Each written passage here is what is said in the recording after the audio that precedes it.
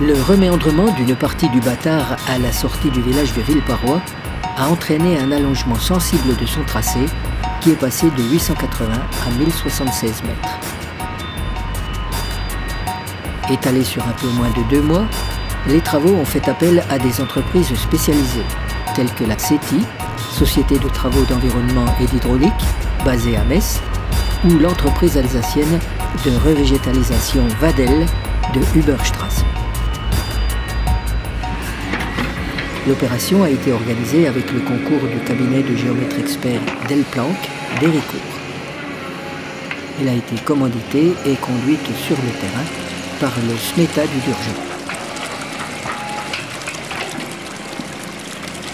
En ce qui concerne le reméandrement du Bâtard, on est intervenu en amont en partenariat avec le SMETA pour participer à des discussions sur l'intérêt et l'opportunité de faire ces travaux.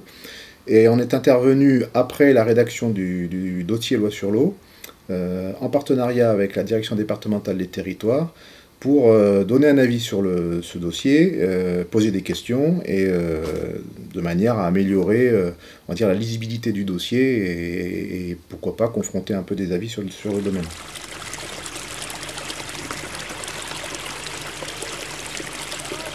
Au cours d'une phase préparatoire étalée sur 2 ans, plusieurs réunions ont permis d'informer les riverains, d'échanger avec les personnes intéressées à divers titres par le projet et de dialoguer avec les cultivateurs exploitant les terrains concernés par les travaux. Leur coût est d'environ 370 000 €.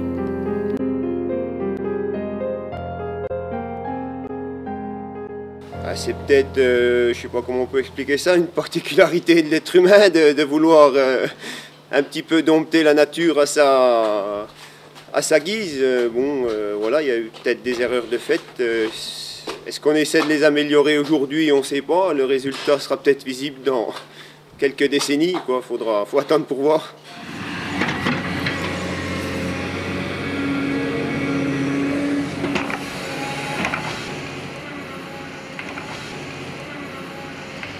Pour moi, le projet de reméandrement du Bâtard est un projet pour l'avenir. Je pense que c'est depuis longtemps qu'il a été préparé par le président du SMETA, qui n'est autre que mon premier adjoint.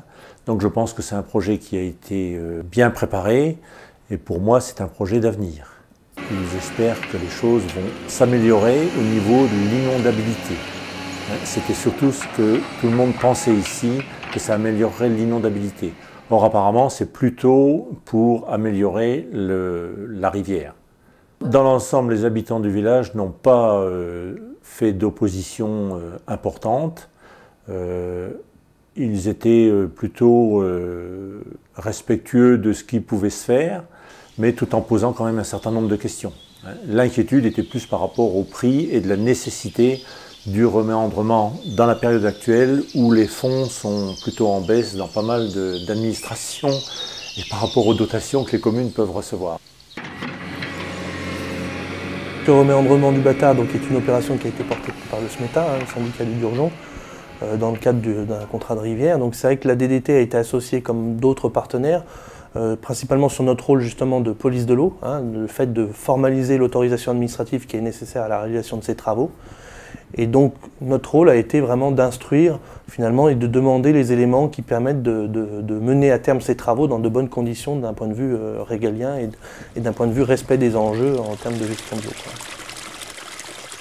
La DDT n'a pas d'implication financière outre mesure sur ce dossier, quoi. Le contenu, vraiment le fond des travaux qui a été envisagés sur le Bâtard consistait donc à un reméandrement du lit actuel et à façon à restaurer en quelque sorte la morphologie de cette rivière qui est un affluent du Durgeon. L'appui de la DDT a été vraiment d'un point de vue administratif dans l'instruction de ce dossier, en consultant les différents services associés pour voir justement l'intérêt de cette démarche. On n'a pas un avis particulier à notre niveau dans le sens où c'est des opérations de restauration de morphologie qui s'intègrent dans une politique de renaturation des milieux aquatiques. Donc voilà, d'un point de vue strictement régalien, nous, d'aspect loi sur l'eau, notre préoccupation était que ces travaux se déroulent d'une bonne façon, avec une bonne prise en compte des enjeux qui sont actuellement observés sur le site avant travaux, et que ça se fasse dans un bon déroulé, quoi. Le SMETA a su passer un message acceptable pour les agriculteurs en termes de prise en compte des intérêts agricoles dans ce projet et simultanément on avait en face de nous des agriculteurs qui étaient également assez réceptifs à ce type de projet, puisque on sait bien que spontanément ce type de projet ne suscite pas l'adhésion des agriculteurs, donc il fallait des agriculteurs qui soient d'accord d'envisager un projet de cette nature. En octobre 2014 et février 2015, 2 réunions d'information ont eu lieu à la mairie de Puzy-Epno. L'année qui est perdue, c'est l'année... Le projet lui-même s'est concrétisé l'été suivant, du 15 août au 15 octobre. Juste savoir comment interpréter en fait. Il fera l'objet d'un suivi régulier et rigoureux qui portera sur les prochaines années. Vous ne récolterez pas grand-chose parce que le temps permet. Si les travaux sont réalisés en été assez rapidement, c'est au mois d'août.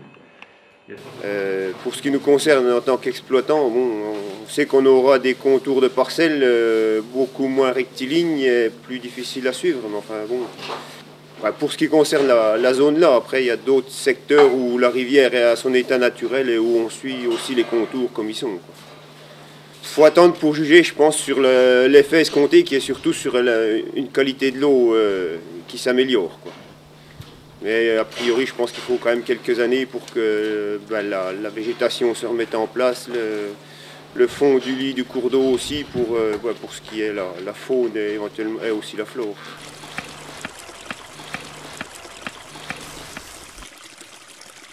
Les limites communales ont été touchées du fait du cours de la rivière qui a bougé. Donc les limites sont approximativement au même endroit, si ce n'est que Villeparois perd quelques mètres carrés. Pourquoi les ingénieurs, il y a 35 ans, ont réalisé ça alors qu'aujourd'hui, on réalise autre chose, quoi. On peut se poser la question de l'aller-retour entre 2 façons de faire. Par le passé, la justification des redressements de cours d'eau était basée sur une approche purement hydraulique et financière. C'est-à-dire que on voulait que les eaux filent droit et le plus vite possible pour éviter d'être embêtés avec. On estimait que le fait de redresser les cours d'eau permettait à la fois d'évacuer l'eau le plus vite possible, donc peut-être de limiter les crues, et permettait aussi d'utiliser les terrains avoisinants, puisque le fait d'envoyer l'eau plus bas permettait d'utiliser ces terrains et d'estimer qu'ils seraient moins inondables et moins humides. Par ailleurs, ça permettait de plus facilement morceler le parcellaire, puisque souvent les cours d'eau étaient en limite de parcelle, en limite même en frontière interdépartementale. Donc le fait de les redresser permettait de cartographier plus simplement, le cadastrer d'une manière plus logique, on va dire, en termes uniquement chiffrés. Et ça permettait enfin, pour finir, une exploitation plus facile, notamment pour tout ce qui est passage d'engins, etc. Le fait d'avoir un cours d'eau qui serpente dans une parcelle posait des problèmes, on va dire, de pratique.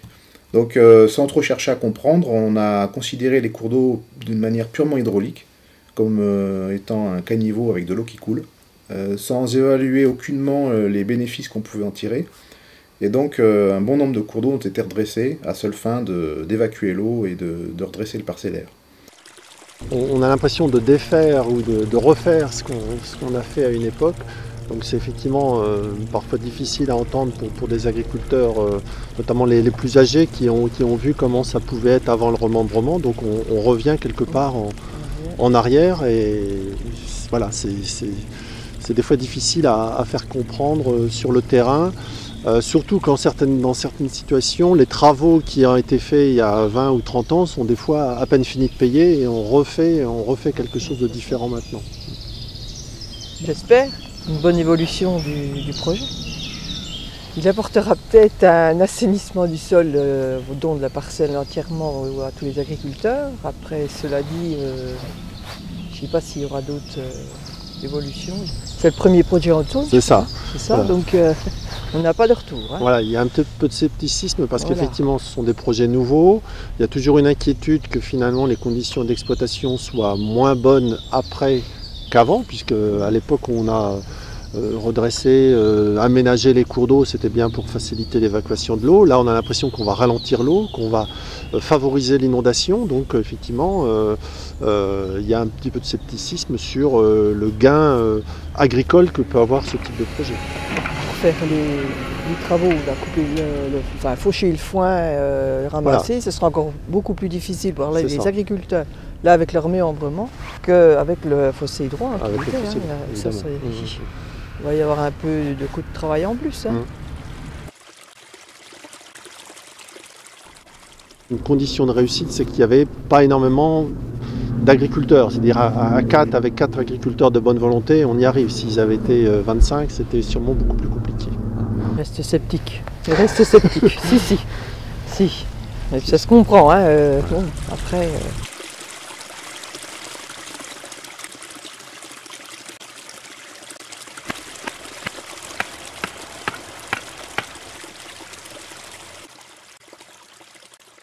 C'est un dossier qui vise à améliorer le fonctionnement du milieu aquatique. Ce n'est pas un dossier comme on peut avoir d'habitude pour plutôt le détruire et effectuer un aménagement qui le perturbe. Donc du coup on a laissé le SMETA œuvrer comme bon lui semblait, dans la mesure où il respectait de toute manière le dossier qui était fait au départ.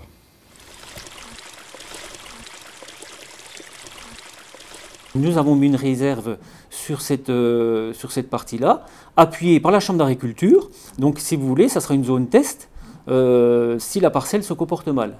Par contre, revenir en marche arrière, non, ils ne reviendront pas en marche arrière pour refaire un tracé de la rivière. Ça, de toute façon, je n'y crois pas. Il y aura un accompagnement si la parcelle se comporte mal, si l'endroit et la zone se comportent mal. Il y aura un accompagnement qui est prévu. C'est sûr que c'est une contrainte parce que on se retrouve avec une parcelle démembrée et puis c'est l'inconnu. Comment va se comporter le site? Donc moi je mets une grande réserve par rapport à ça. Une des conditions importantes de la réussite du projet, c'était de garantir, notamment aux exploitants agricoles, qu'un système de convention et d'indemnisation notamment, allait permettre de compenser les préjudices, l'impact du projet sur leurs parcelles. Donc à la fois en termes d'accès aux parcelles en 2015, donc ce qu'on appelle la perte de jouissance du terrain, ce qu'on appelle aussi l'éviction, puisqu'en fait le projet a consommé un petit peu d'espace agricole, donc il y a du terrain perdu. Et puis le troisième volet important, c'est sur la suite du projet, l'impact à moyen et long terme du reméandrement sur les conditions d'exploitation des parcelles. Et là, il est prévu avec le SMETA de pallier un impact négatif que pourrait avoir le projet sur les conditions d'exploitation des parcelles. Donc voilà, une série de conventions qui sont un peu une première aussi en Haute-Saône parce que c'est un projet relativement nouveau, qui vont permettre de bien caler les choses et de s'assurer que les agriculteurs ne sont pas perdants dans l'affaire. Je ne perds pas de surface. Par contre, c'est plutôt par rapport à l'éloignement de ces fameux 2 hectares, ce démembrement qui se trouve vraiment éloigné de l'exploitation et qui n'a pas de chemin de défruitement et qui se trouve dans une zone humide. Le syndicat a pris des engagements à ce que cette parcelle soit surveillée pendant plusieurs années pour savoir comment elle va se conduire. Le suivi qui avait été acté donc, dans l'autorisation est un suivi de 6 ans de la part du SMETA sur vraiment les objectifs de restauration, s'ils ont été atteints ou pas par rapport aux travaux envisagés. Voilà. On a eu de la chance d'avoir un automne relativement sec, les travaux se sont déroulés dans d'assez bonnes conditions. Ensuite, sur l'effet attendu ou escompté des travaux, je pense qu'il est trop tôt pour le dire, puisqu'il faut attendre certainement quelques années pour voir le résultat sur l'eau. Le comité de pilotage qui s'est réuni il n'y a pas très longtemps confirme qu'il y aura un suivi des travaux et nous espérons surtout que la végétation pousse, puisque un certain nombre de végétaux ont été plantés dernièrement et normalement ça devrait avoir un aspect esthétique assez agréable à regarder.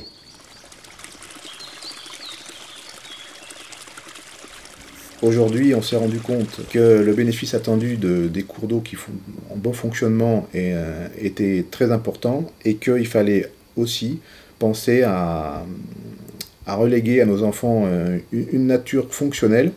Et donc c'est un enjeu à la fois pour la nature et pour les générations à venir de redonner à notre environnement disons un fonctionnement normal pour que l'homme puisse tirer aussi bénéfice de ce qu'il apporte, hein, en termes de non seulement de beauté du paysage, il n'y a pas que ça, mais en termes de biodiversité, d'équilibre dans la nature, ce qu'on en bénéficie, nous aussi, on fait partie de la faune qui occupe les sols, et il en faut pour tout le monde, et bénéficier également de tous les services liés à l'épuration naturelle de l'eau, et essayer de vivre en bonne harmonie avec la nature. C'est tout l'enjeu.